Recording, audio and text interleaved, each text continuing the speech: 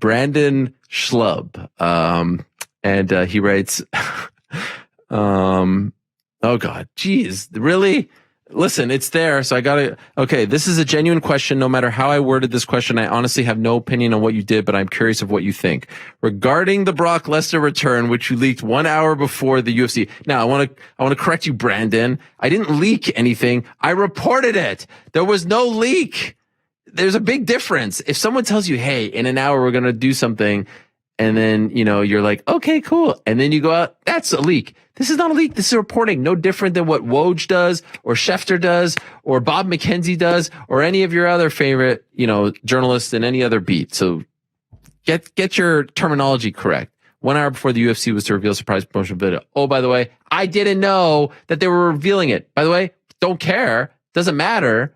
Shouldn't affect your reporting. But I didn't know that, for the record. If you spoke to somebody at the UFC and they asked you not to spoil the surprise because we have a cool promotional video that we're going to show in an hour, would you still have broke that news when you did? No. Great. This is a good question. No, of course not. You know how many times people have told me, I've got this video, I've got this news. Like, I don't know. You don't think I knew about CM Punk? Like, just for example, off the top of my head, because I see he's in the news right now. Like, of course I'm not reporting things that people tell me things off the record. You know how many times this guy told me things? Think about how many times he told me things that I didn't report. Like, if someone's telling you something in confidence off the record, you don't report it. That's 101 stuff.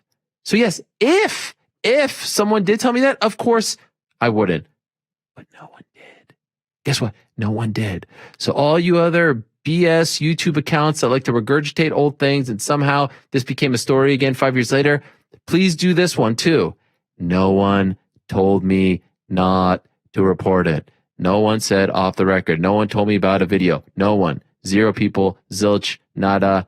No person. Goose egg. Rien du tout. Tu comprends? If you say yes, can you explain the difference between what you did and what Tony Schiavone did? Okay, well, I don't say yes. So you're comparing that to the Tony Schiavone putting butts in the seats? No, it's not the same because I never agreed to that. I was never told that. On my life, I was never told. Now, who are you going to believe? Who are you going to believe? Tell me. Who are you going to believe? You going to believe Bappa? You going to believe me? You going to believe P.F. Chang's? You going to believe me? I think we all know the answer to that. Greetings, Ariel. Happy early Labor Day. Been listening to you since you were a frequent guest with John Pollock back in the Fight Network radio days. Being a longtime fan of the show, as well as live audio wrestling, how long have you known John alongside Jason Agnew and Dan the Mouth Lavransky? The Law was truly one of the best shows in Canadian radio as it revolutionized pro wrestling and MMA coverage. This is from Jake Allenar. Great question. Loved The Law back in the day. Jeff Marek was on The Law back in the day as well as a host. Tremendous guy and broadcaster, now doing Hockey Night in Canada in Canada for the CBC and for Sportsnet. John Pollock, one of my favorite people that I ever met in this business. Like I said on Monday, he was one of the first ones to actually shine any kind of light on me. Put me on Fight Network Radio alongside Mauro Ranallo, reached out to me. John is the man. As straight of a guy as you'll ever meet. Straight shooter, honest, down to earth, ethical. I consider him a very good friend. And his buddy Wei Ting, his co-host / co-owner of Post Wrestling. They're doing amazing things over there. I always listen to the podcasts. And I used to love The Law days after a big WWE pay-per-view. They would be on Sunday. They'd be on every Sunday, but it was especially fun after a big WWE or WWF pay-per-view. And I know Jason Agnew is now doing his Sunday night's main event. Great job. And The Mouth appears as well. And I know they kind of reconciled recently, so that was great. Meltzer's on. It's great. I mean, if you're a pro wrestling fan, you got to listen to Post Wrestling. And I would also say check out Sunday night's main event. But yeah, that was an institution, and I loved it. Who would be on your ultimate all-time fantasy UFC broadcast team, including yourself, if applicable? That's from David. I mean, I can't put myself in there. I've never done UFC, so I'm not gonna do that. Now, boxing, that's a different story. Just kidding. Everyone calm down. Man, all time, that's tough. It's hard because Goldie was the soundtrack of the UFC for so many years. I think Anik has become one of the best broadcasters in combat sports, not just MMA. Extremely prepared, extremely well researched. His attention to detail is second to none. You know, the way he learns how to say everyone's name the right way with the right pronunciation, gives people that respect. That's a really big deal. A really, really big deal. So it's hard to go all time. Can I do my favorite right now? I mean, I think they got it right with Anik and DC and Rogan. It's a fun broadcast team. Honestly, look, Rogan doesn't do he doesn't do like the fighter meetings and things like that. And I think you miss a lot. I'm just being honest. I think you miss a lot when you're not talking to the fighters beforehand. Now, it's weird with the UFC. He was the man on news radio, and then he's on Fear Factor. And it was almost at one point like he was giving the UFC the rub, and then the UFC was giving him the rub, and now he's back to giving the UFC the rub. So what a journey has been. And I think there's a place for him, and I think he makes things feel bigger. And so I have no issue. I know some people like to criticize Rogan. I have no issue, but I do think it's good now the way it is, where it's like, all right, he does the pay-per-views, but then for the fight nights and the other shows, you get Felder and Bisping and Dominic Cruz. And say what you will about the UFC and their production staff, like they have very rarely, if ever, found lemons. Like dating back to even the Kenny Florian days and when Randy Couture would show up, DC now and stuff, they have very rarely swung and missed. They usually, for those spots, do a really good job of pinpointing who would be good on air and who would be good for a 7-hour broadcast. And there are none like I'm like, oh, this guy sucks. Honestly, I'm not just saying that because I know a lot of them. They're all very good. And it's a tough job, man. It's a really tough job. It's really, really tough. So for the most part, they've done a really good job. You know, sometimes for the pre and post fight shows, they throw some people out there who are a little uncomfortable, but that's a good sort of, you know, proving ground, a place to learn and hone your craft. So yeah, I would go with the team that they have now, to be honest, as the pay-per-view team. And I think it's fun when it's like DC and Cruz, DC and Bisping.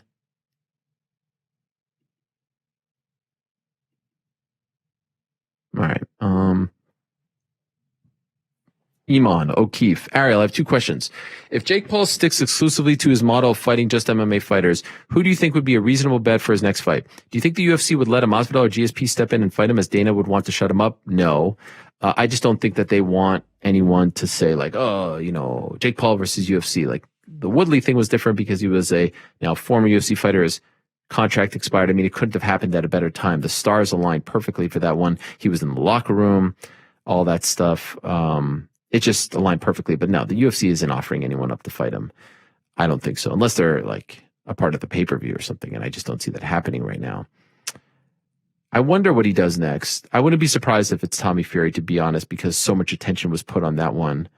So I actually wouldn't be surprised if he takes a break from the MMA gimmick for a second, fights a Fury or someone like that November, December. And then we got Nathan Diaz, who's saying he wants to fight Vicente Luque. I mean, could you imagine this time next year if Diaz's contract expires and we're getting Nathan Diaz versus Jake Paul? I mean, like, I think that's the biggest. I think Nathan Diaz versus Jake Paul is the potentially biggest potential fight. Did I say potentially biggest potential? I've been spending too much time on the Reddit pages, if you know what I'm saying. Is the biggest potential fight that he could make in the next year. Like, he's not fighting Canelo. He's not fighting, I don't know, anyone in Canelo's orbit. I was trying to think of another guy who is around 185, 190. Like, no, he's not fighting any. He's not fighting a Terrence Crawford. He's not fighting any of these guys. I heard people talking about Canelo and stuff like that for Jake Paul. Are you crazy? What is wrong with you? He's not fighting those guys. I mean, if we learned anything on Sunday, it's that A, he's a fighter, but B, he's still very raw. Like, he's still only 4-0 as a pro. Like, there's a lot more to do, and we'll see if he wants to stick with it. But I think if it were up to me, fight Tommy Fury next, get that win over the boxer, and then Nathan Diaz next year. Honestly, if you were offered a full-time gig as an NBA sideline reporter, but it meant you had to stop reporting on MMA, would you be able to turn that down? I would turn that down. I love MMA. I love doing the sideline stuff, But honestly, it was great. Like I got the 14, 15 games. And if I never do it again, I'll be okay. Why? You know, if I'm being honest, you fly out, you leave your family for 2 days, and collectively you're on the air for like 5 minutes. Now, I loved it. Don't get me wrong. I absolutely loved it. There wasn't a moment where I didn't love it. And there were moments where I can't believe I'm on the court here with, Kawhi Leonard and Luka Doncic. But, you're sitting around and you get like a 45-second hit. And then you sit around like, I like to talk, And that's why I had so much fun on Sunday, because I got to talk and the interviews were longer and I got to be in the booth for a little bit. So I'd love to do it again. Don't get me wrong. But if it was, hey, you have to do this and leave MMA, no, I can't leave MMA. I have to stay here. You guys need me. I wouldn't be able to do that. Who is the greatest Australian MMA fighter? This is from Sudesh. Robert Whittaker or Alexander Volkanovski? Oh my, that is a tough one. Man, that is a really tough one. Oh my. Right now I'll say, well, Volkanovski had the longer winning streak. Can I say the jury's out, but if I had to pick one right now, I think Volkanovski. Tough one, but I think Volkanovski. Ariel, this is from Scott. I'm a longtime fan. Been listening to you since you had a call-in show where a Nick Diaz fan would constantly pester you. I have to finally know, when you look at your career now, are you the taxi or the Uber? That is a great one. Damn, Scott. With a deep cut. That is in reference to after I got banned, my good friend, my pal, who I have no problem with, but I'm just telling the story, Robin Black, referred to himself as the Uber and me the taxi. At my lowest, I'm banned. And for whatever reason, he felt like it was a good time to kick me while I was down and call me a taxi and him an Uber. And so I'd like to think that I am a limousine, a stretch Hummer, baby. All right. One of those with the little TV signal thing on the back. You know that? Where it would pull up to Monday Nitro and you wouldn't know who's coming out. And then the shoe comes out and it's a fancy suit. And there's the nature boy, baby. That's me. Oh, Sudesh comes back with another one. Is Alexander Volkanovski the most underrated champ in the UFC? Yeah, I could see that. I mean, let's go through the champs. Francis, not underrated. Jan, maybe doesn't get the love, but got some, I think, after Izzy. Izzy, no. Kamaru, no. Getting the love for sure. Oliveira, okay, case to be made, but I think Oliveira gets more love than Volkanovski. Aljo's in a weird spot, and then Amanda Nunes, and then 145, 135, Valentina, no. Rose, no. So yeah, I think you can make that case. I get the feeling that Sudesh is a big Volkanovski fan. Sudesh comes back with another one. If Robert Whittaker beats Adesanya in the rematch, Adesanya, will he establish himself as a pound-for-pound great? Sure. I actually had Robert Whittaker in my pound-for-pound when I was doing them for ESPN, like, towards the end. He's awesome. What are your thoughts on open scoring? Do you see more states adopting this process in the future? I want to see it at least tried out. Okay, what's the worst that happened? A, it doesn't work out. But B, like this notion that like, oh, this person knows that they're up 2-0 and they're not going to fight. That's ridiculous, because you can apply that to football, basketball, and like they get around it, right? There's nowhere to run, nowhere to hide. You can be penalized for stalling, for evading, for all that stuff. Like, I think that there could be something to it. If you know you're about to get robbed, maybe you'll do something differently. Now, can you say like, oh man, you're down? Like, what if Tyron Woodley knew? What if he knew, right? Let's take that fight. What if Tyron Woodley knew that he was down 6-1 going into the 8th?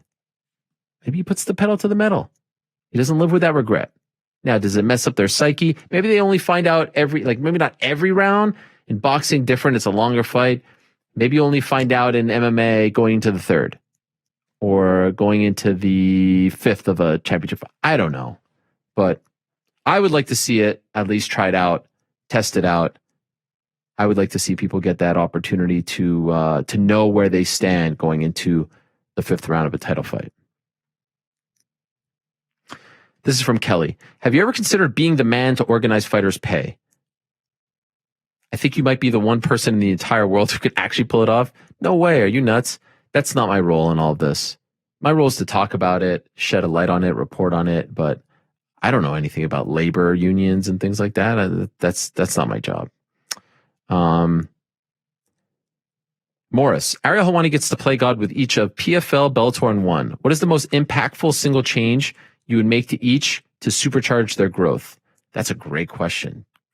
I think a really big thing is to have a face of the promotion who's going to promote and do it in an honest and genuine way, but with excitement and passion. Look what it did for the UFC with Dana White.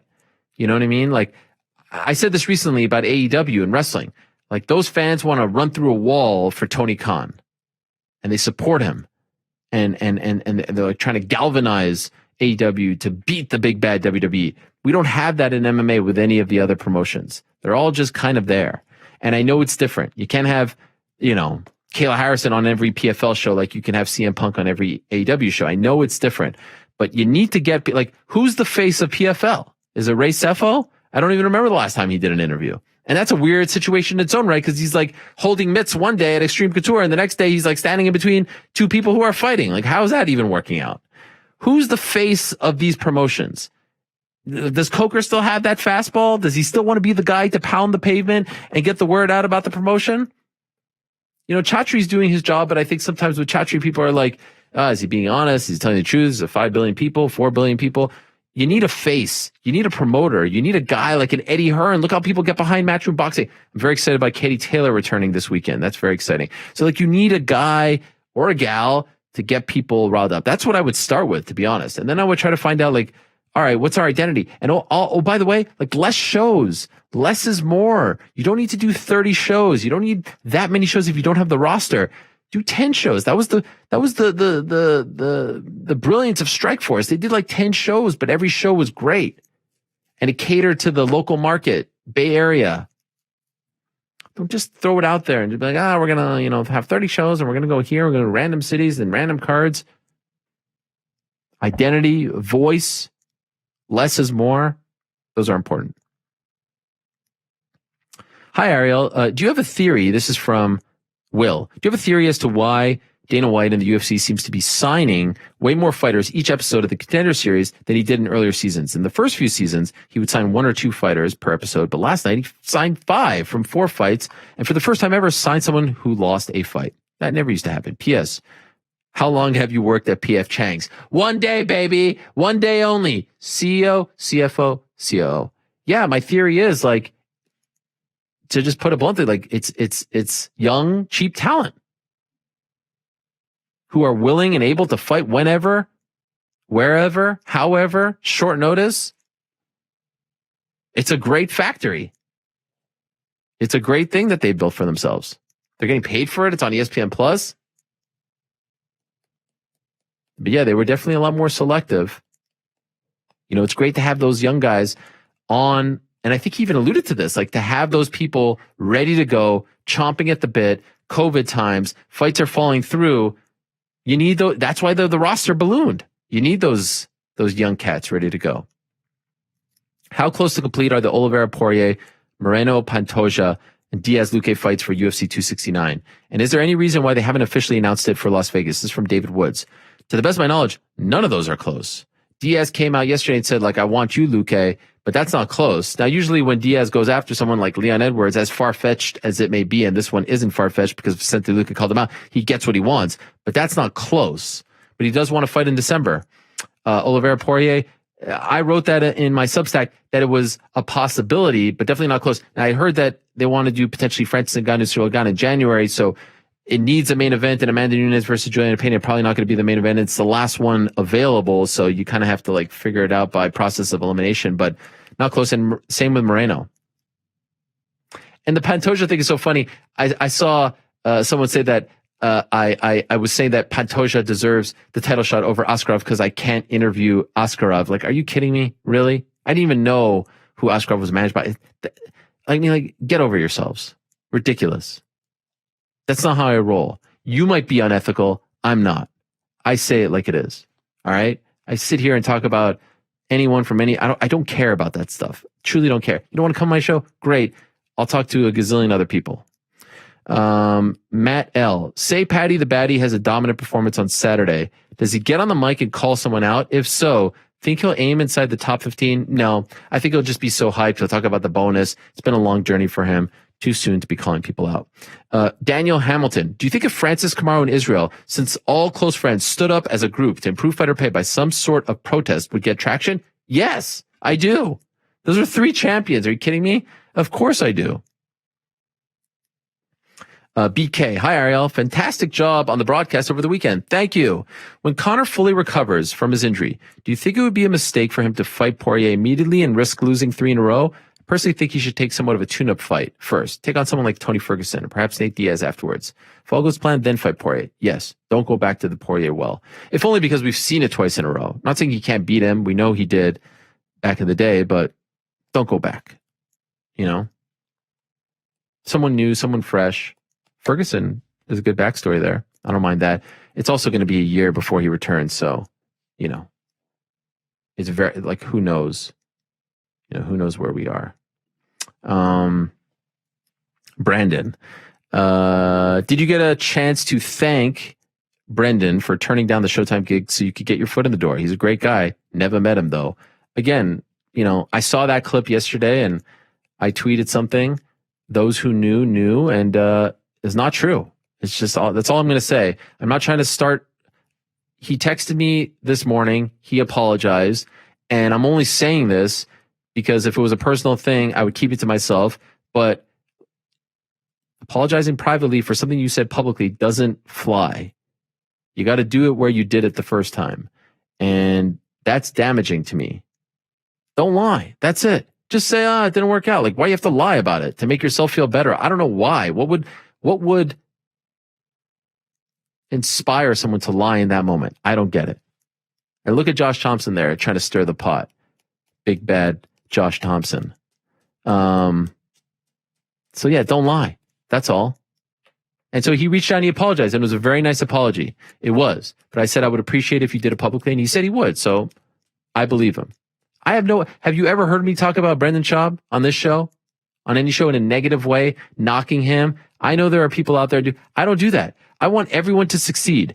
Actually goes into the next question. What was your interaction like with Luke Thomas when you saw him last week for Showtime? Very, very good. We had a couple of conversations, long ones, and I think we're in a great spot. And I think he was told some false things, and he wanted to say some things to me, and there were some, some things that were misconstrued, and I got to say my piece, he got to say his piece, and we shook hands, and then we went to eat together. Like, I'm in a good spot. In this new era that I'm living in, I want no drama, no beef, no bad blood. I want everyone to succeed. I want all media to succeed. I want everyone in the sport to succeed. I want everyone to be happy and go to their family and be healthy and happy. That's what I've learned coming out of the pandemic. And I've always kind of been this way, but especially now. I don't want it. But I'm also not going to let people lie about me and attack my character. It's not going to happen anymore. I'm not going to take the high road anymore. So if, again, you want to criticize my work, great. You want to criticize my interviews, great. But you're going to start making things up and lying about things that didn't happen because you think you could get the rub and think you could get over on me because I'm not going to reply. It ain't going to happen.